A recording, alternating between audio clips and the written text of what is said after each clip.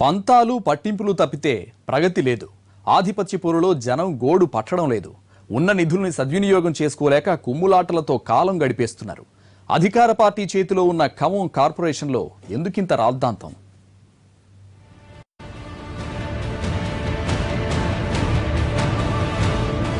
Corporation కాకముందు 4 దశాబ్దాల పాటు సిపిఎం చేతుల్లో ఉంది ఖమ్మం మున్సిపాలిటీ. 10 ఏళ్లు కాంగ్రెస్ పాలనలో ఉంది. కార్పొరేషన్ స్థాయి పెరగగానే టీఆర్ఎస్ చేతిలోకొచ్చింది. పూర్తి స్థాయి మెజార్టీతో ఖమ్మం నగరపాలక సంస్థపై గులాబీ జెండా ఎగిరింది. వేరే పార్టీలో గెలిచిన వారు కూడా అధికార పార్టీలో చేరడంతో తిరుగు లేకుండా పోయింది. ఈ బలమే బలహీనత అయింది అన్నట్లు నగర అభివృద్ధి కంటే సొంత ప్రయోజనాలే ముఖ్యమనుకుంటున్నారు కార్పొరేషన్ పాలకులు. రోడ్డెక్కి కొట్టుకోవడం తప్పితే ప్రజల కోసం ఏదన్నా చేద్దామన్న ఆలోచనే లేకుండా పోయింది. మంచి మెజార్టీతో అధికార పార్టీని కార్పొరేషన్ పగ్గాలు చేపట్టడంతో ఇక అభివృద్ధి విషయంలో తిరుగుండదని ఆశించారు ఖమ్మం నగర ప్రజలు. కానీ ఆ ఆశ కూడా అడియాసే అవుతోంది.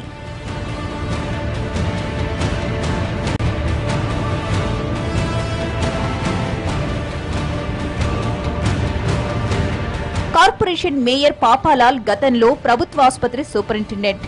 సర్వీసులో ఉన్నప్పుడు ప్రభుత్వాసుపత్రిని ఎలా నిర్వహించారో తెలియదు కానీ నగరపాలక సంస్థలో మాత్రం ఒకే ఒక్కడన్నట్లుగా ఒంటరిగా మిగిలిపోయారు. ఆయనకు కార్పొరేటర్ల మద్దతు లేదు. ఆయన ఎవరినీ కలుపుకుని పోవడం లేదు. ఫలితంగా కార్పొరేషన్లో వర్గాల కొట్లాట. మొదట్లో డిప్యూటీ మేయర్ మద్దతిచ్చినా ఇప్పుడు పరిస్థితి మారిపోయింది.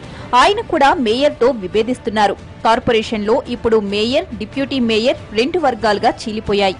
చిన్న చిన్న విషయాల్లోనూ పాలకుల మధ్య సఖ్యత కరువైంది. సిబ్బంది, పారిశుధ్య కార్మికులు, నగరంలో అభివృద్ధి విషయంలో ఎవరి ఇష్టాయిష్టాలు వారివి అన్నట్లుగా ఉంది వాతావరణం.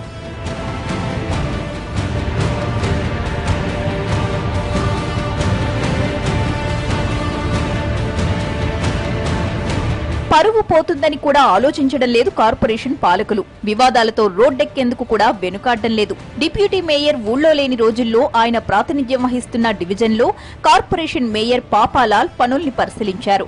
తాను స్థానికంగా లేనప్పుడు తన డివిజన్కి ఎలా వస్తారని డిప్యూటీ మేయర్ బత్తుల మురళి ఆక్షేపించారు. మేయర్గా ఎక్కడికి ఎప్పుడైనా వెళతానన్నట్లుంది చైర్మన్ వ్యవహారం. చివరికి ఒక పారిశుధ్య కార్మికుడి గురించి కూడా మేయర్, డిప్యూటీ మేయర్ వాదులాడుకునే దుస్థితి ఉందంటే కార్పొరేషన్ పరిస్థితి అర్థం చేసుకోవచ్చు. ఉన్న నిధుల్ని నగర అభివృద్ధికి ఎలా వినియోగించుకోవాలన్న ఆలోచనే లేకుండా తమ మాట నెగ్గడమే ముఖ్యం అన్నట్లున్నారు కార్పొరేషన్ నాయకులు.